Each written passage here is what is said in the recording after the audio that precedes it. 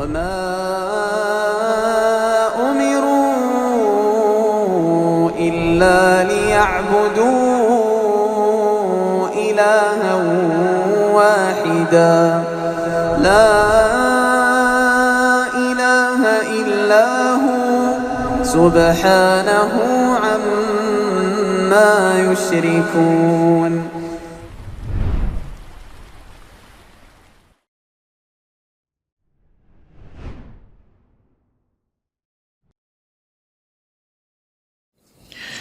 Bismillahirrahmanirrahim. Assalamualaikum warahmatullahi wabarakatuh. Innal hamdalillah nahmaduhu wa nasta'inuhu wa nastaghfiruh wa na'udzu billahi min shururi anfusina wa sayyiati a'malina. May yahdihillahu fala mudilla lahu wa may yudlil fala hadiya lahu.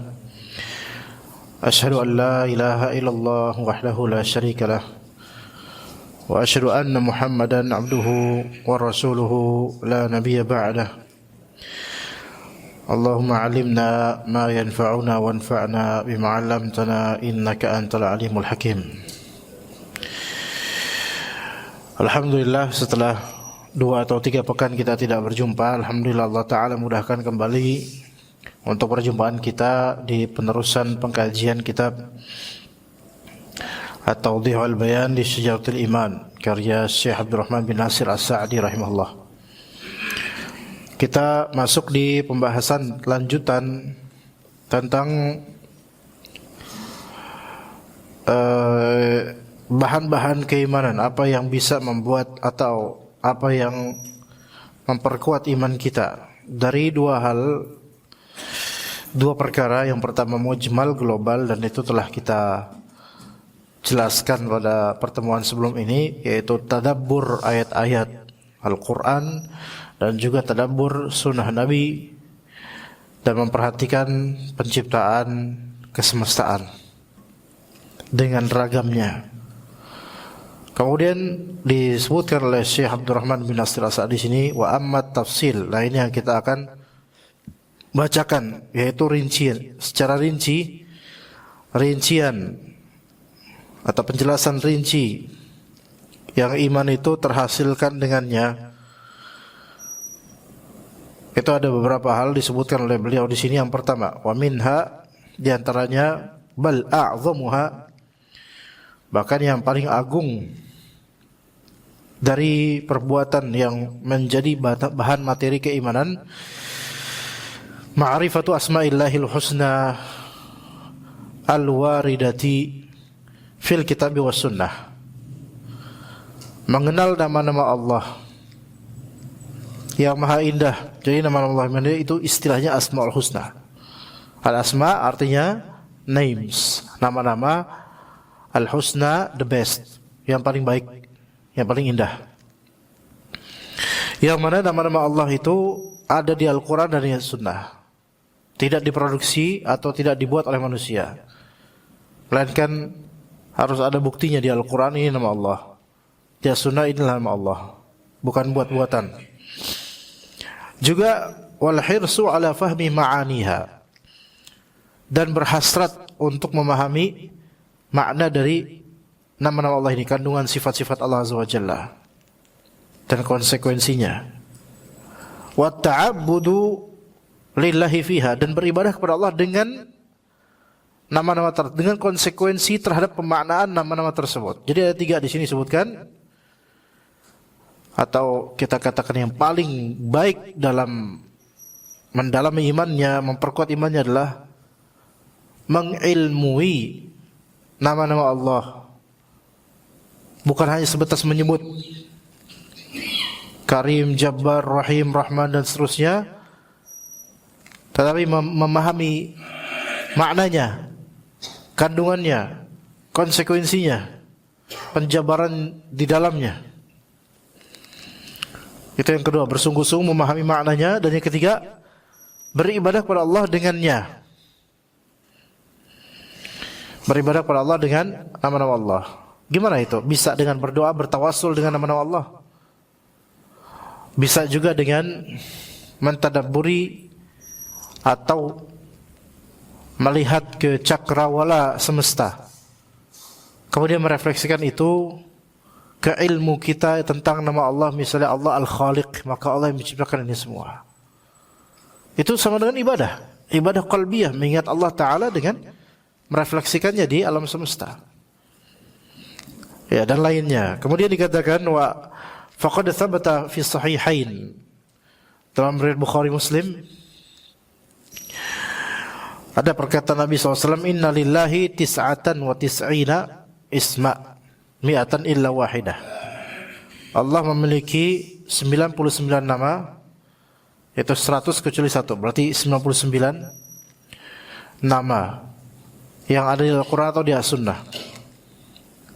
Man ahsaha dakhalal jannah, ay hafidhaha wa fahima ma'aniha. Kata Nabi, barang siapa yang mengihsa nama-nama itu, maka ia masuk surga. Maknanya apa? Maknanya adalah siapa yang hafidhaha, menghafal nama-nama itu. Kemudian wa fahima ma'naha, dan memahami maknanya. Kemudian wa'taqadaha, dan meyakini nama-nama itu. Kemudian wa ta'abbada lillahi biha, dan beribadah kepada Allah dengan nama-nama itu, maka dakhalal jannah, maka dia akan masuk surga dengan track hidup seperti ini. Wal jannatu la yadkhuluha illa al-mu'minun, dan surga tidak akan dimasuki kecuali oleh orang-orang beriman. Ini menunjukkan bahwa kita ada kewajiban untuk menuntut ilmu tentang Allah Subhanahu wa taala. Kalau mau tahu tentang Allah, maka pelajarilah nama-nama Allah dan maknanya yang ada di Al-Quran, Sunnah, dan penjelasan ulama tentangnya.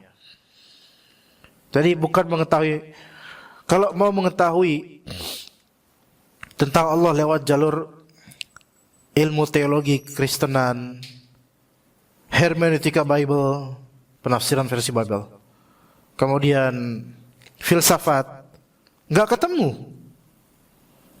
Ya, nggak ketemu pemahaman yang benar tentang Allah Azza wa Jalla.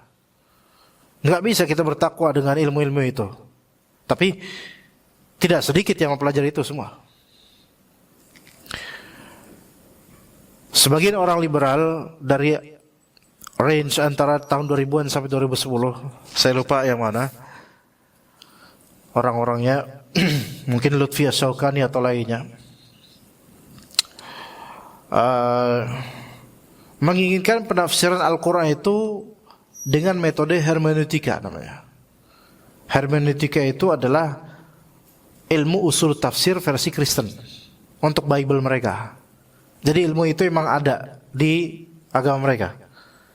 Bagaimana menafsirkan ayat-ayat suci versi mereka, Bible. Nah, orang-orang ini, orang liberal ini, pengen Islam itu mengadopsi ilmu ini, hermeneutika namanya. Kalau kita tuh namanya ilmu tafsir, usul tafsir, kaidah-kaidah tafsir. Maka kursusannya juga ada ilmu hermeneutika itu, pemahaman terhadap Bible itu ada ilmunya. Struktur pemahaman tentang Injil ada. Alhamdulillah, semoga tidak ada Muslim yang mempelajari itu kecuali jika ingin membantah Nasrani. Ya, kecuali jika punya akidah yang kuat dan ingin membantah Nasrani. Silakan, mungkin belajar itu secukupnya aja. Kemudian mengenal Allah, ada juga yang lewat jalur filsafat.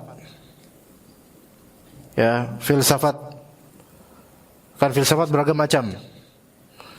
Ya, dengan beragam macamnya, terutama filsafat yang berkaitan dengan metafisik, sesuatu yang tidak berfisik, gaib, sesuatu yang besar seperti agama, ketuhanan, malaikat, jin, difahami secara filsafat misalnya. Maka ini kemunduran dan tidak benar. Tidak boleh. Atau melihat sendiri Pak, orang-orang yang belajar filsafat untuk mengenal Tuhan, kering omongan mereka, muter-muter, apaan sih gitu, muter aja kayak gitu. Ya, tong sampah aja udah terlalu mulia untuk menerima ucapan kayak gitu, muter aja, nggak jelas dalilnya apa, nggak jelas. Tapi kelihatannya keren karena pakai istilah-istilah Greek, Yunani. Maka hendaknya ya jemaah sekalian memahami nama-nama Allah Ta'ala, sifat-sifatnya dari Al-Quran, dari As-Sunnah, dan sesuai pemahaman salaf. Karena mereka yang paling ngerti tentang Allah. Ya. Adapun kalau pakai pemahaman barat atau pemahaman filsafat, maka coba kita komparasikan. Bismillah. Kita itu terlalu kagum dengan barat. Kita di sini maksudnya sebagian saudara kita, kok insya Allah jemaah enggak. Katakan kita untuk leburkan seolah-olah orang-orang ini ada di sekitar kita memang, sama kaum muslimin ya. Terutama anak-anak muda sekarang. Ya, gaya misalnya ngopi kayak gini nih. Americano, jazakallahu khairan. Sambil baca buku filsafat kan kayaknya asik, keren ya. Keren. Di kenangan apa, kopi kenangan apa, tinggal kenangan apa itu namanya. Kenangan apa. Di manalah. Ya. Sambil gini pakai kacamata terus baca buku filsafat, Masya Allah. Ya. Kalau teman-teman mahasiswa ngeliat, beda nih makomnya nih, gitu kan? Makom Mahmuda ini mana gitu. Tapi memang kalau kita lihat anak-anak muda tuh ya mungkin sebagian dari jemaah dulu gitu. Emang keren kelihatannya, kayak kita tuh kayak berharga banget dengan ngopinya di kopi-kopi Starbucks dan misalnya, kemudian sambil baca buku ini, atau di bandara sambil baca buku filsafat. Keren kan? Keren, Pak. Ya asik gitu. Nah, karena kita itu melihat barat itu lebih super gitu loh, lebih tinggi kastanya dibandingkan kita. Kita seolah-olah ada sisi keterjajahan dari segi perasaan dan pandangan mata terhadap orang-orang barat, Pak. Memang sih secara fisik umumnya orang barat mungkin lebih kulit putih, lebih ini. Tapi kan kalau antum perhatiin, Pak, mungkin kulit kita coklat. Tapi bintik-bintik yang di muka kita nggak begitu kelihatan. Coba kalau orang kulit putih banget, kadang-kadang bintik-bintik banyak tuh di waktu tertentu. Tetap ada kekurangan. Kemudian dari segi teknologi, keilmuan, mungkin umumnya kita masih mungkin kalah dari segi itu, di bawahnya mereka. Tapi berangkat dari awalnya, pas mereka, Anda pengen membawakan ke zaman Renaissance atau zaman sebelum Nabi Isa alaihissalam.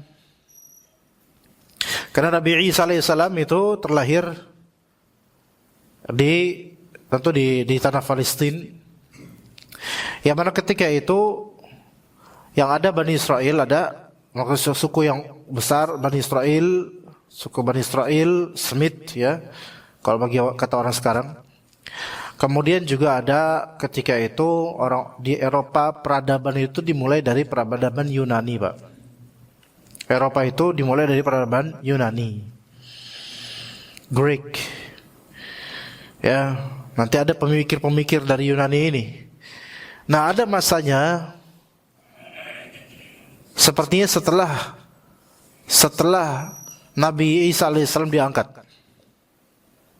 Ya. Itu berapa tahun kemudian saya tidak begitu hafal. Cuma memang ada masanya peradaban Yunani itu tiba-tiba bangkit di sektor keilmuan. Ilmu filsafat, matematika, dan beberapa ilmu-ilmu lainnya. Mulai tumbuh ilmuwan di kalangan Yunani ini, orang-orang Yunani ini. Nanti pada saatnya akan melebur ke Romawi, Latin. Nah dari situlah makanya akhirnya penyebaran agama Nasrani tapi versi menyimpang. Ya setelah Nabi Isa terangkat.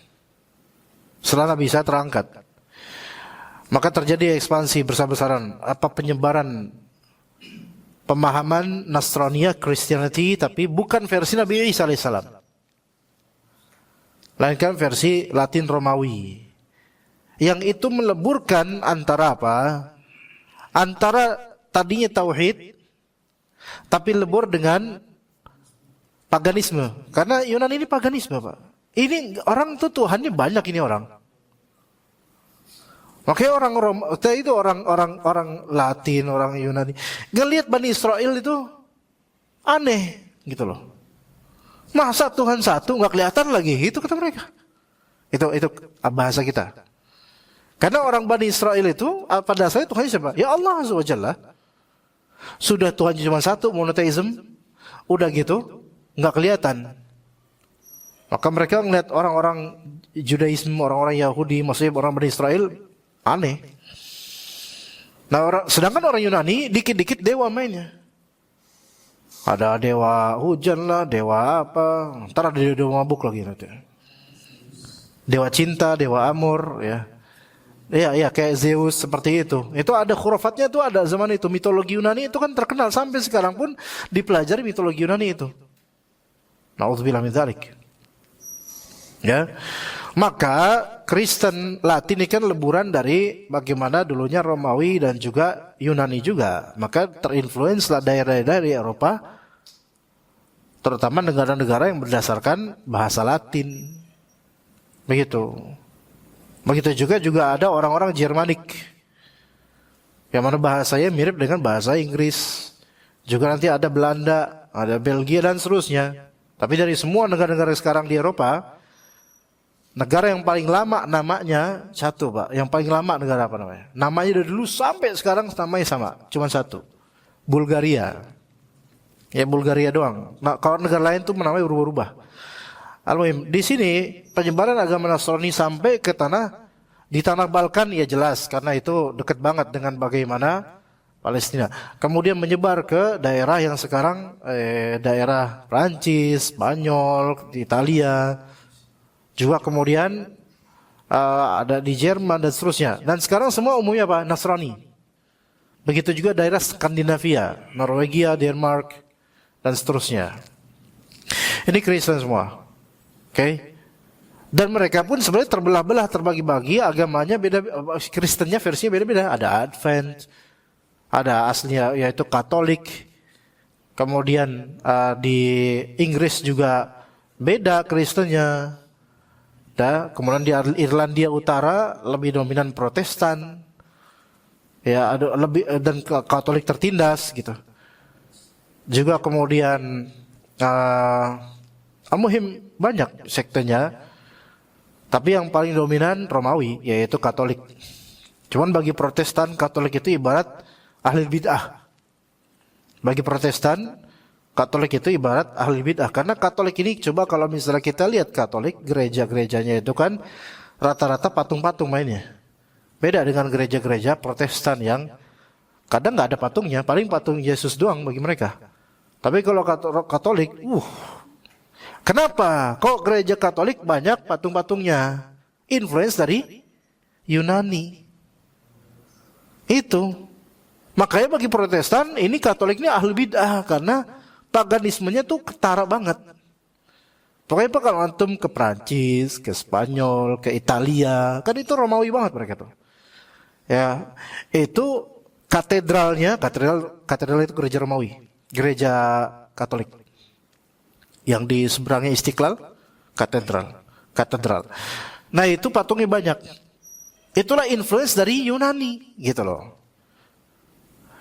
Ya, makanya filsafat itu saya berkembang. Mereka pun memahami tentang Tuhan ya versi filsafat.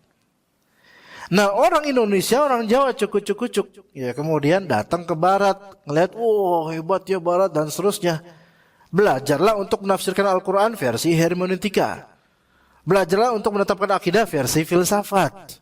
Buku filsafat juga banyak dan istilah-istilahnya juga beken-beken. Filsafat itu kayak beragam madhab, Pak. Antara Aristoteles dengan Plato dengan ini juga ada beberapa pendapat yang berbeda. Ya, nah jadilah seperti itu. Akhirnya apa? Akhirnya kok kita ngobrol sama pakar filsafat tentang ketuhanan, bingung sebenarnya. Lu maunya apa sih? Udah gitu nggak nyembah Allah, akhirnya lama malas beribadah, cuman wacana doang tentang Tuhan. Tuhan, apa itu Tuhan? Definisi Tuhan itu apa? Tuhan adalah ngomong aja, nggak ada juntrungannya. Nah, bersyukurlah kita kalau misalnya mau mengenal Allah, ada di Al-Quran, ada di hadis. Nama-nama Allah dari awal, Bismillahirrahmanirrahim, dengan menyebut nama Allah. Allah itu udah nama, lafaz jalal Allah. Ar-Rahman, nama. Ar-Rahim, nama. Tafsirannya ada di hadis, tafsirannya ada di penjelasan para ulama. Kenyang kita kalau baca itu semua. Kitab-kitab tafsir, penjelasan hadis. Nggak perlu lagi kemudian ke filsafat. Tapi kalau misalnya kita tentang akidah Ahlussunnah udah alhamdulillah bagus. Kemudian kita concern dan khawatir dengan anak-anak muda yang udah kemakan dengan filsafat, kita belajar filsafat untuk membantahnya bisa. Bisa. Tapi sayangnya emang orang-orang filsafat itu kebanyakan muter-muter. Dan istilahnya itu dipakai seolah-olah kayak pinter, bahwa orang kayak udah belajar filsafat kayak pinter gitu loh. Seolah-olah ya. Padahal cuma kelihatan doang. Apakah dari itu kemudian bertambah iman? Ana yakin banget orang kalau misalnya dia menggeluti filsafat untuk memahami agama, imannya bukan bertambah, malah malas jadinya. Enggak bertambah. Yang menambah iman mempelajari ilmu syar'i. Dari nas Al-Quran, dari nas hadis, penjelasan ulama Rabbani tentang itu. Nah itu insya Allah menambah iman. Adapun kalau cuma main beken-bekenan gak bakal menambah iman. Seperti ilmu-ilmu seperti ini. Filsafat yang anda maksud filsafat yang menjurus pada akidah ya. Adapun kalau filsafat di sini kaitannya dengan hal-hal yang misalnya apa yang masih ada manfaatnya kayak mungkin untuk mengenal bahasa, untuk seperti misalnya sebagian cabang ilmu psikologi itu insya Allah bermanfaat ya. Tetapi kalau yang untuk akidah itu ada bahaya di situ. Oke, kemudian kata Nabi, Allah Ta'ala memiliki 99 nama. 100 kurang 1. Siapa yang memahaminya, menghafalnya dan beribadah kepada Allah dengannya, maka dia akan masuk surga. Maka diketahui di sini dikatakan fa'ulima anna dzalika a'zamu yanbu'i wa madatin li husulil iman wa quwwatihi wa thabatih. Maka terketahuilah bahwasanya hal ini adalah mata air, yanbu', mata air terbesar dan bahan utama untuk mendapatkan iman, kekuatannya dan keteguhannya. Maka kalau kita merasa sedang goyah iman kita, coba baca Quran dan pelajari nama-nama Allah Ta'ala. Ada buku Syekh Abdul Razak Al-Badr namanya Fiqh Al-Asma'ul Husna. Fiqh Al-Asma'ul Husna itu mungkin 500 atau 600 halaman, warnanya biru dia. Itu harganya kisaran 80.000. Antum beli buku itu cuma 80.000 perak. Kalau sekarang 80.000 itu antum makan soto 2 kali selesai. Ya. Tapi kalau antum beli buku itu, baca buku itu terjemahannya enggak apa-apa. Itu Masya Allah ya. Di antara ilmu yang sebenarnya sangat pantas untuk setiap hari kita untuk mentadaburnya, ilmu tentang Asmaul Husna. Dan kita termasuk orang-orang yang dari dulu sangat disayangkan misconception, konsepnya salah dalam memahami Asmaul Husna. Gimana maksud Anda, gimana maksudnya? Coba, pernah nggak dengar soundtrack atau mungkin lagu Huwallahul ladzi la ilaha illa huwar rahmanur rahim? Pernah? Kalau pernah berarti udah tua. Ya. Terus Malikul Qudusus Salamul Mu'minul Muhaiminul sampai akhir. Itu kadang-kadang di beberapa radio, mungkin di radio Safiyah atau Tahiriyah gitu, sebelum azan itu ada kayak gitu biasanya. Nah itu dulu kan Asmaul Husna itu kadang dijadiin jimat atau diwiridkan sebelum doa dengan nada seperti itu supaya doa terkabul. Ada sisi benarnya mungkin untuk masalah yang doa ini, cuman nggak kayak gitu konsep sebenarnya. Dulu ditalkin orang-orang supaya hafal Asmaul Husna 99 nama Allah. 99 nama Allah. Hafalin itu. Baca pas lagi doa, baca full 99 baru konten doanya. Gitu. Tapi tidak diperintahkan atau dibimbing untuk memahami maknanya. Ya, di beberapa album nasyid ya itu ada Asmaul Husna yang kayak tadi yang kita lakukan tadi itu. Malikul Qudusus Salamul Mu'minul dan seterusnya secara akapela yaitu kor bareng sama member boyband nasyidnya ya sampai akhir 99 nama gitu. Tapi kalau kita tanya, akhi, coba Al-Quddus artinya apa? Wah, saya kalau itu nggak tahu, saya cuma hafal doang namanya. Enggak gitu. Ya. Bahkan kita misalnya ustadznya pun belum tentu juga paham makna dari beberapa Al-Muhaimin apa artinya. Al-Jabbar apa artinya. Belum tentu juga paham maknanya. Paham maknanya aja enggak, apalagi direfleksikan kandungannya. Makin enggak. Makin enggak. Kan jembatan menuju refleksi adalah memahami dulu, baru bisa mengkaitkan dengan kehidupan kita.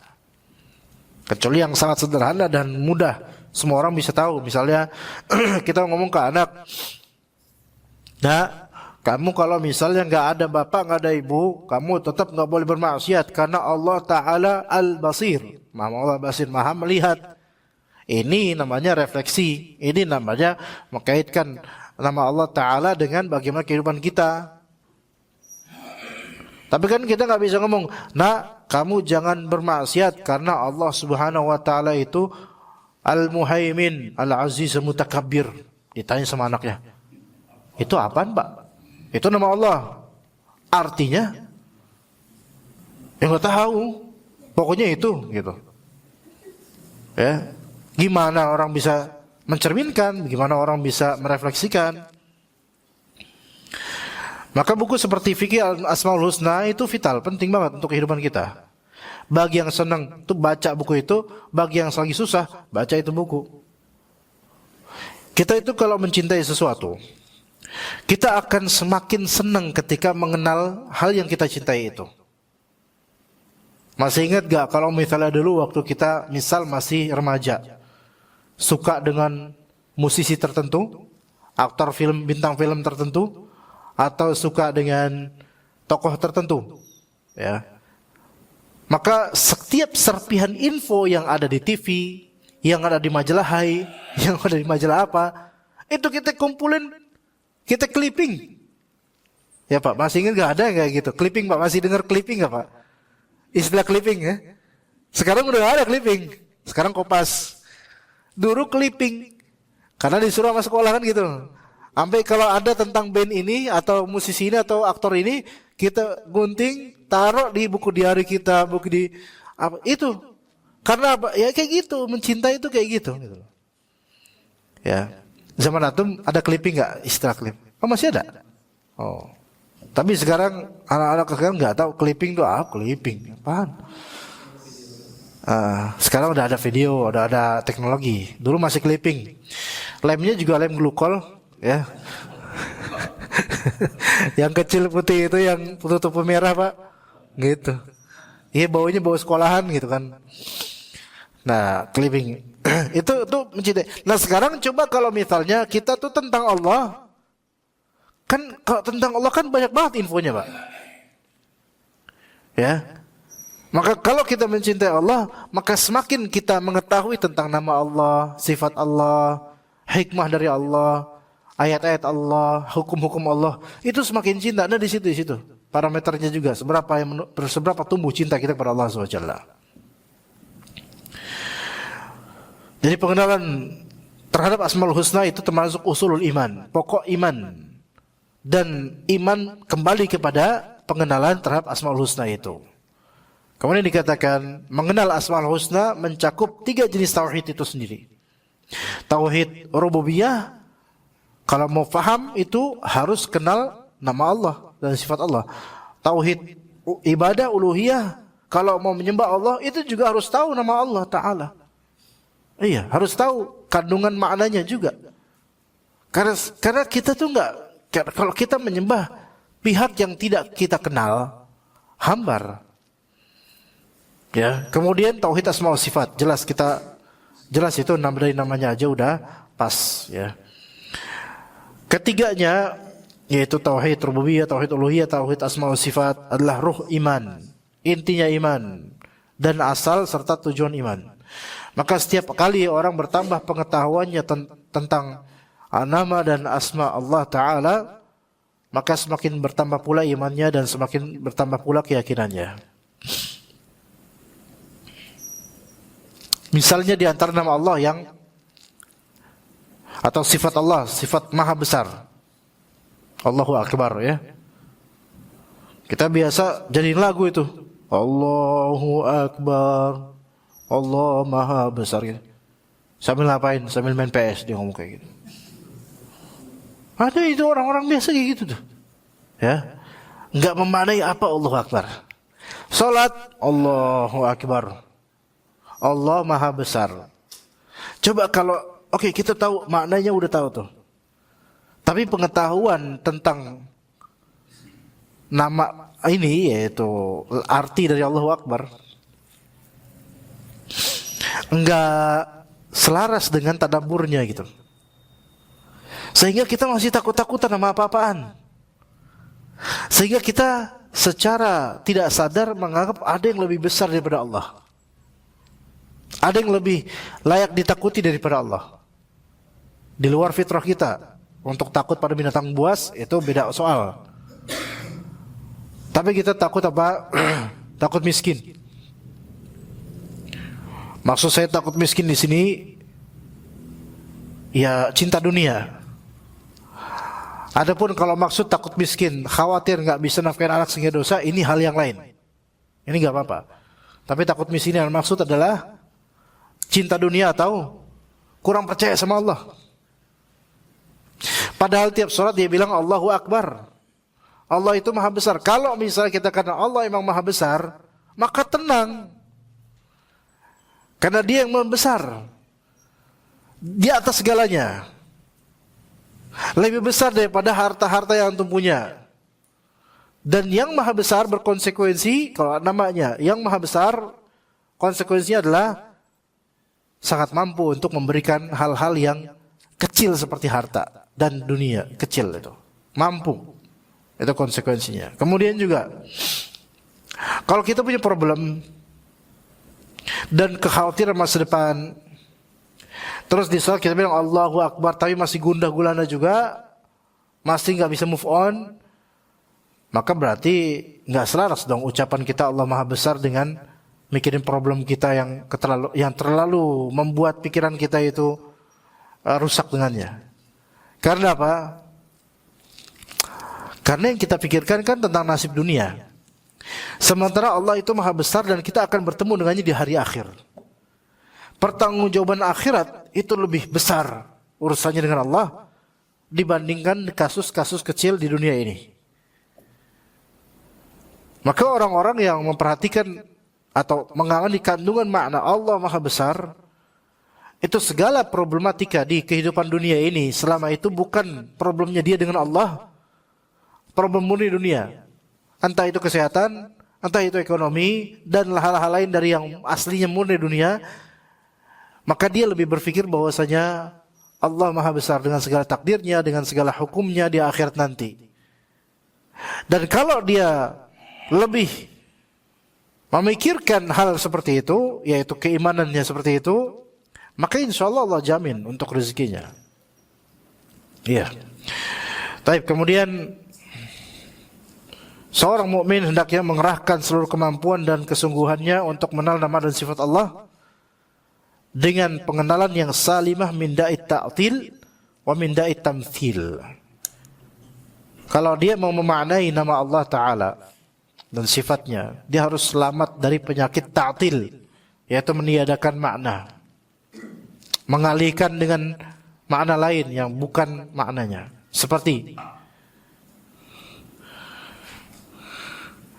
Allah Subhanahu wa Ta'ala memiliki wajah, dan itu ada di Al-Quran. Juga di hadis Nabi SAW, mencari wajah Allah misalnya. Berarti Allah memiliki wajah. Wajah yang sesuai dengan keagungannya. Khalas, selesai itu. Yang tidak serupa dengan manusia. Namun sebagian dari hamba Allah, sebagian dari orang yang menyimpang, mereka mengatakan, enggak, Allah Ta'ala enggak memiliki wajah. Karena kalau Allah memiliki wajah, berarti sama dong kayak makhluk. Berarti ini meniadakan makna sifat Allah memiliki wajah. Ada wajah Allah Ta'ala yang tidak sama dengan wajah kita dan tidak boleh kita bayangkan. Nah, beberapa orang ini mereka enggak, Allah enggak mungkin punya wajah. Yang punya wajah itu makhluk. Kalau kita bilang Allah punya wajah, berarti kita menyamakan Allah dengan makhluk. Mujassimah itu enggak boleh seperti itu. Nah, orang-orang seperti ini salah dalam berkonsep ketika memahami nama atau sifat Allah Ta'ala. Ya begitu. Kemudian yang kedua, selamat dari penyakit tasbih. Selamat dari penyakit menyerupakan Allah dengan makhluk, ini juga penyakit.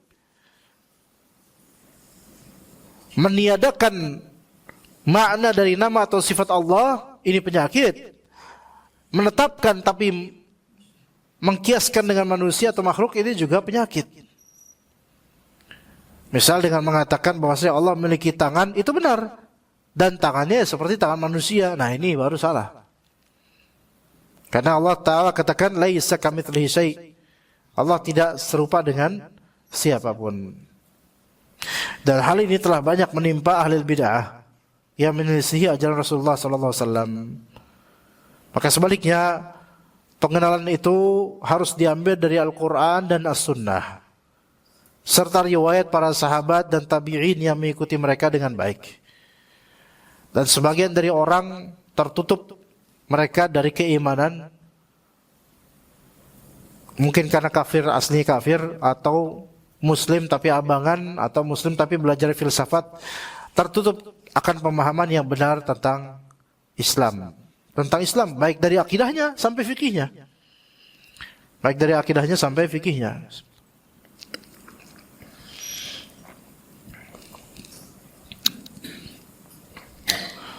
Saya sampai begini, Pak. Yang udah ngaji aja begini, Pak.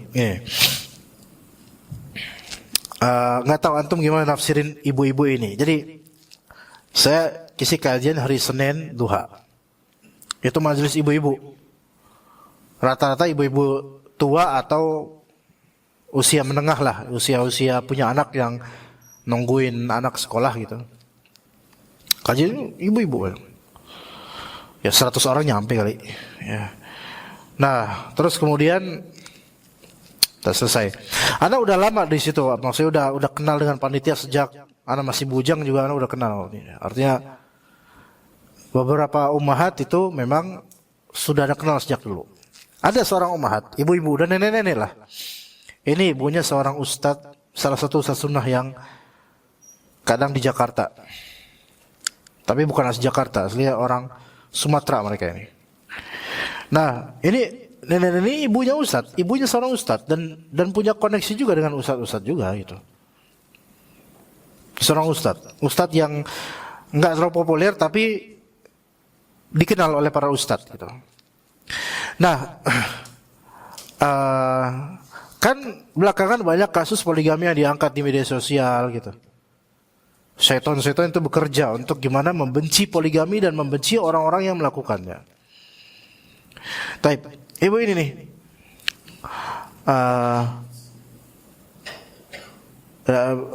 beliau nggak tahu kok anak praktisi, beliau nggak tahu. Beliau nggak boleh, jangan Ustaz, jangan pernah Ustaz kayak gitu Ustaz.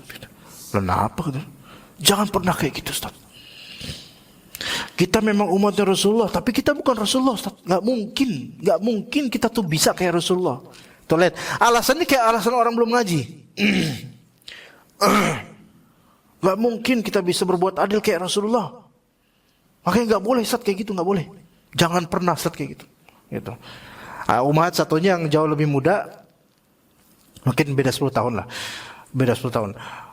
Kata umat yang satunya panitia nih, loh tapi kan ya mama atau pakainya apa gitu. Tapi kan itu emang udah ada syariatnya, boleh dalam syariat. Iya, tapi nggak boleh, nggak. Karena apa? Karena nggak mungkin orang sekarang mirip sama Rasulullah. Nggak bisa, nggak mungkin bisa adil, nggak bisa. Kan adil tuh wajib ya Ustaz ya, gitu.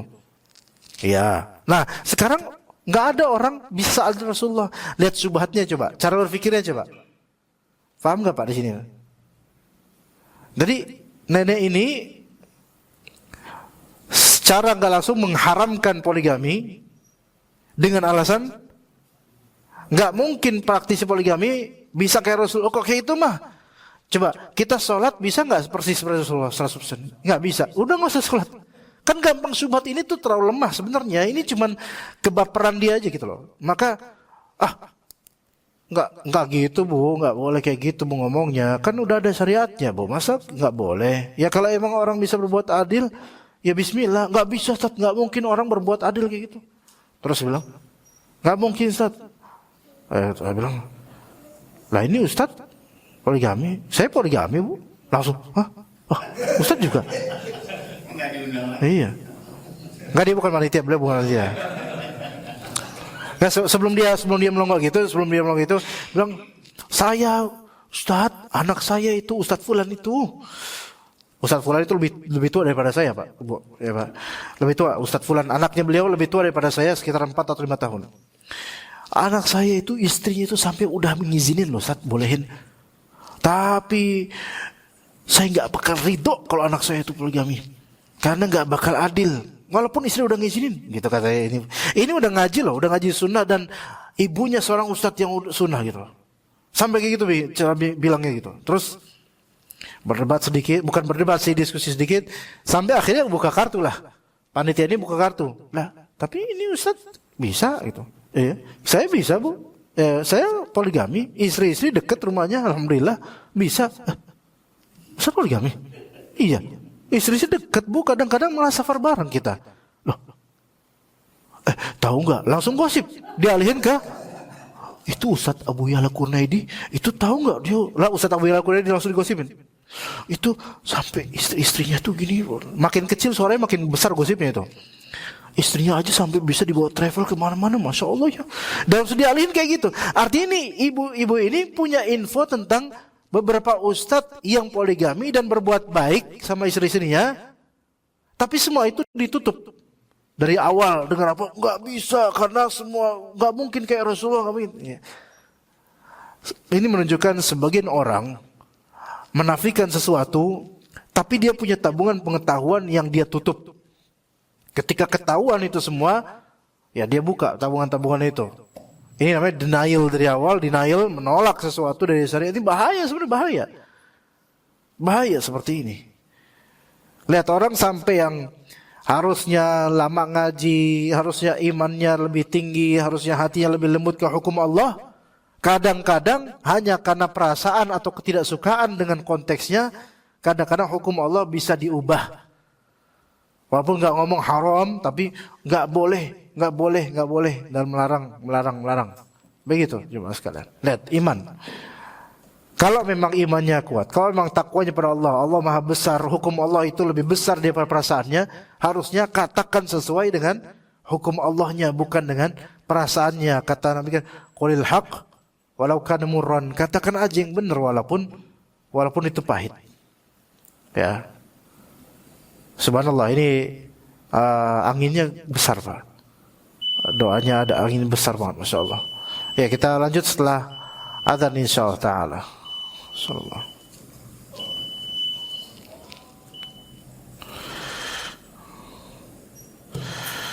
Baik, kita lanjut sedikit masih di masalah ini.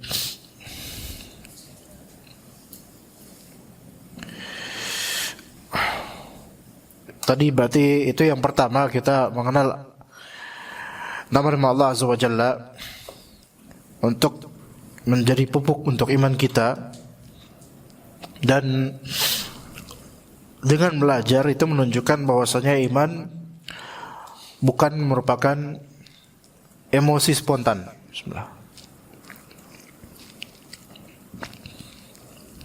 Iman bukan merupakan emosi spontan. Tapi iman itu hasil proses. Ya, dia tumbuh. Dia ada proses untuk beriman. Adapun emosi ya bisa aja spontan. Tapi kalau iman itu, kalaupun ada terjadi spontan, tapi itu ada bangunannya, ada dasarnya. Seseorang ketika dikatakan Nabi SAW, innamas sabru inda sadmatil ula. Sabar yang sempurna itu adalah ketika ditabrakan pertama, pukulan pertama.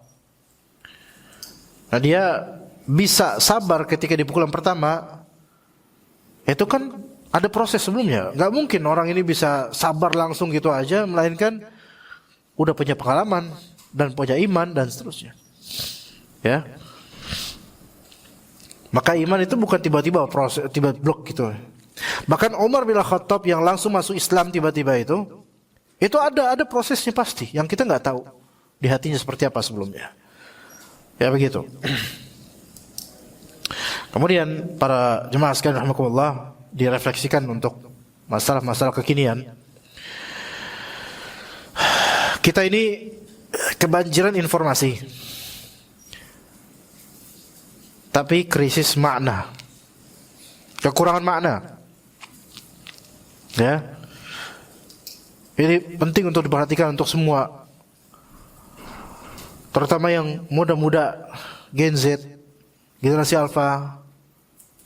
Kita akan lihat informasi itu banyak buat mereka. Mereka anak-anak yang paham teknologi, mudah mencari informasi.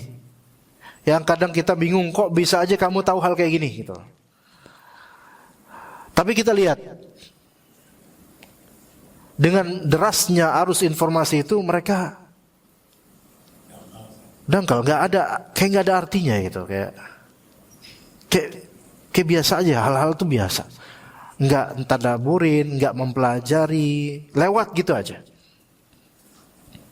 Karena zamannya sekarang, zaman mereka ini kebanjiran informasi, namun kekeringan maknanya, hikmahnya kering. Dan mungkin pada saatnya antum melihat penceramah sangat banyak, tapi antum melihat sorot mata penceramah ini enggak punya arti. Orang ini enggak ngerti, orang ini enggak dalam ilmunya. Luasnya pinggiran sungai, luasnya sesuatu, ya, genangan, itu tidak menjamin dalamnya dia gitu. Iya, yang kadang-kadang kalau kita ngeliat sungai enggak begitu luas, tapi dalam. Kita ngeliat genangan luas, tapi kalau kita lewat cetek. Itu problem banyak orang nanti dari akademisi. Coba lihat sekarang yang lulusan S2. Ya, S2, gelarnya apa Pak? S2. Mas, gelarnya apa? S2 saya. Lah kita enggak SS-an. Ini S2, tapi antum lihat kayak nggak ada arti S2 buat dia. Kayak nggak mencerminkan. Oh ternyata dia S2 karena pressure dari pekerjaannya harus punya gelar. Padahal guru, kan sebagian guru ada yang harus S2, gitu. Karir ya, dia kalau mau bertahan posisinya harus ada gelar S2. Akhirnya gelar S2, tapi ilmu nggak nambah, benar nggak nambah. Ya, subhanallah. Nah sekarang penting buat kita, masih penting, selalu penting buat kita. Mungkin bapak-bapak generasi boomer, saya generasi milenial, itu penting tetap buat kita. Jangan sampai terkikis kita ini kualitasnya. Jangan sampai kita itu nggak dalam lagi gitu loh. Nggak dalam lagi dalam mempertahankan iman kita. Nabi SAW sampai bilang di akhir zaman itu, dengan fitnahnya ya, dengan fitnah akhir zaman, sorenya beriman, paginya murtad. Segitu cepatnya untuk berbolak-balik karena apa? Dangkal yang orang-orang.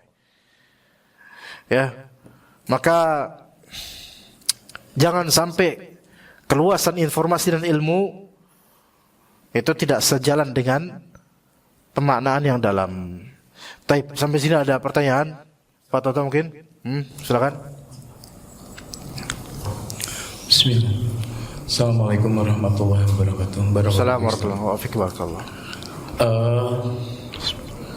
Walau alam sebenarnya ini keluar dari topik atau enggak, tapi anak kok berasa saat beriman Asmaul Husna itu adalah landasan pokok dari keimanan gitu. Ya, ya.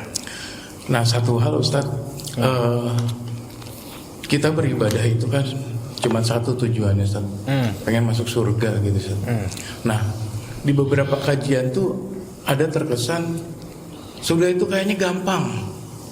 Tapi di beberapa kajian juga ada asatidz yang menyatakan bahwa surga itu mahal sehingga susah dapetinnya.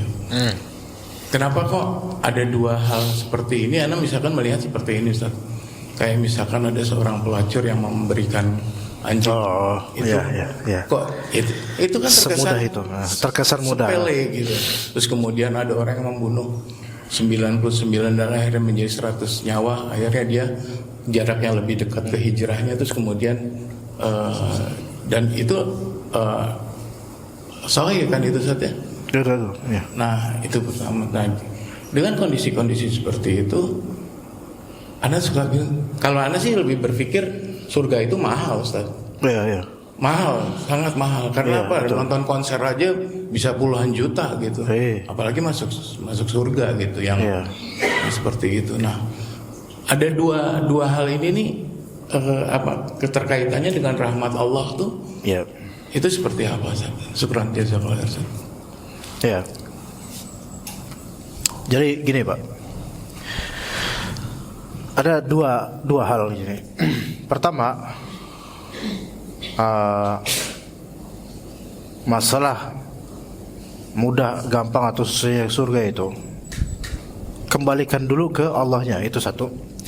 Kemudian kedua, baru yang sifatnya nisbi. Jadi yang satu tema absolut, yang kedua tema relatif. Tema absolut dalam masalah ini adalah Allah Ta'ala berfirman, yudkhilu man yasha'u fi rahmatih. Allah Ta'ala memasukkan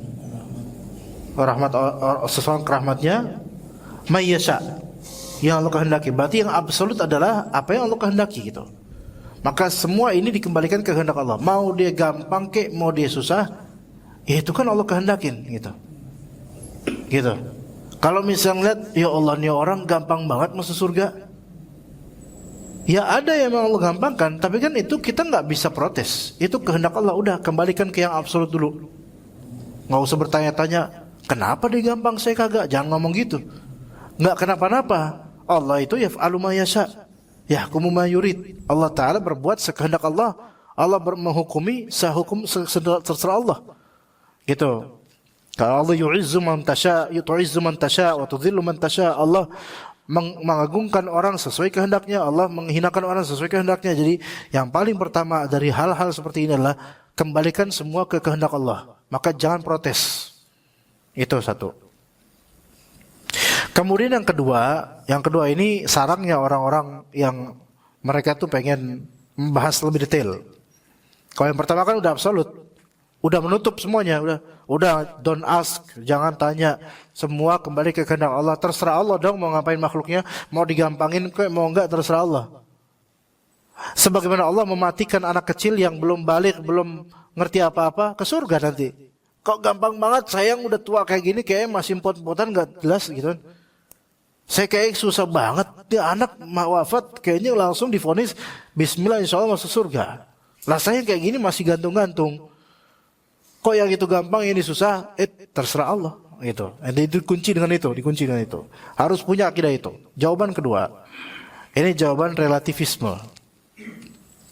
Relativisme berarti tergantung antum mikirin sudut apa gitu. Ada memang yang Allah mudahkan, ada yang memang yang Allah mahalkan buat sehingga harus pakai terjal jalannya, ada. Selain tentu dari awal kita tanamkan itu semua kehendak Allah, terserah Allah. Maka relativisme kedua, yang ini ada hikmahnya, yang ini ada hikmahnya. Yang ini yang apa? Yang dimudahkan ada hikmahnya, yang dipersulit ada hikmahnya. Dan rata-rata yang dipersulit mengalami fase-fase yang susah untuk masuk surga, harus berjuang dulu. Itu al-jaza'u min jinsil amal. Ganjaran sesuai dengan jenis amalannya. Al-ajru ala qadir masyaqqah, ganjaran sesuai dengan kadar kesulitannya. Rasulullah SAW pernah bilang beruntung nih orang-orang yang sekarang belum mati nih. Kenapa fulan yang udah mati, antum sekarang belum mati? Ternyata antum lebih banyak, lebih tinggi pahala dibandingkan fulan yang udah mati. Padahal fulan matinya Masya Allah mungkin di medan perang. Tapi antum kenapa lebih tinggi? Karena apa? Karena dia tidak mengalami Ramadan sekarang. Tuh lihat. Ada nggak effort yang lebih di antum? Ada, yaitu bertambahnya beban Ramadan misalnya. Tapi ternyata lebih tinggi nanti di akhirat. Jadi urusan mudah atau susahnya ke surga itu belum tentu semuanya sama ketika di surga derajatnya. Tetap ada hikmahnya. Maka kita tinjau dari segi apa? Kalau kita cuma ninjau, kenapa sih si fulan digampangin? Kenapa saya enggak? Kok cuma ninjau di prosesnya? Ya kita tetap kita katakan nggak tahu antum endingnya gimana. Fulan dimudahkan, antum banyak ujian. Maka kembali ke hikmah Allah Ta'ala. Antum jangan terlalu melihat di situnya, tapi lihat hikmah Allah. Kalau antum diberi ujian, berarti Allah Ta'ala pengen antum lebih tinggi derajatnya dibandingkan mungkin yang digampangin kayak gitu. Ya kita pengen digampangin tentunya, digampangin dan ditinggiin, tetap pengen seperti itu. Tapi terserah Allah Ta'ala. Jadi seperti itu jawabannya. Kalau misalnya kajian ini kok di hadis ini terkesan fulan kok gampang banget, ini kok disulit banget. Semua ada hikmah dari Allah. Plus kita juga nggak tahu hakikatnya. Mungkin di mata kita dia digampangin, tapi kita kan nggak tahu histori hidupnya. Kayak misalnya yang pezina tadi nolongin anjing. Kesannya kan di hadis seolah-olah mungkin bagi kita gampang. Tapi boleh jadi ada redaksi hadis yang menunjukkan bahwasanya ini pezina ini itu memberikan effort yang lebih sampai harus ke dalam sumur kemudian pakai ini. Jadi ada usaha yang payah di situ dan boleh jadi dia tuh sebenarnya dalam keadaan menyesali amalan buruknya dari zina dan boleh jadi habis itu dia bertaubat. Jadi ada hal-hal lain yang kita nggak tahu. Yang kesannya tuh kayaknya gampang nih orang. Ya tapi sebenarnya nggak segampang itu juga kadang orang effortnya. Kayak misalnya orang yang tadi 99 membunuh 99 orang, terus digenapin 100, terus habis itu ditunjukin sama orang alim, kamu harus hijrah. Boleh jadi ini orang untuk taubat dari pembunuhan itu mungkin sulit buat hatinya. Di kita kelihatannya gampang banget dia tuh tinggal gitu doang, tinggal hijrah. Harusnya kan kisos apa. Boleh jadi dia mengalami hal-hal yang tidak kita alami dan disitulah ujian beratnya. Jadi kadang-kadang bagi kita fulan dimudahin, padahal di balik kemudahan yang di layar itu, di balik layar ada kesulitan yang kita nggak tahu. Dan kita melihat diri kita kok dipersulit nih, banyak banget rintangannya. Boleh jadi karena kita ngeliat di layarnya sulit, padahal ada beberapa bagian yang dipermudah oleh Allah Subhanahu Wa Taala. Jadi ini relatif. Tetap kembali ke kebijaksanaan Allah Subhanahu Wa Taala. Gitu Pak Toto. Ya, kita cukup sampai sini ya karena udah malam banget ini. Ya, kita cukup sampai sini. Barakallahu fikum jami'an. Wa sallallahu ala nabiyyina Muhammad wa ala alihi wa sahbihi ajma'in. Subhanakallahumma bihamdika asyhadu an la ilaha illa anta astaghfiruka wa atubu ilaik. Assalamualaikum warahmatullahi wabarakatuh.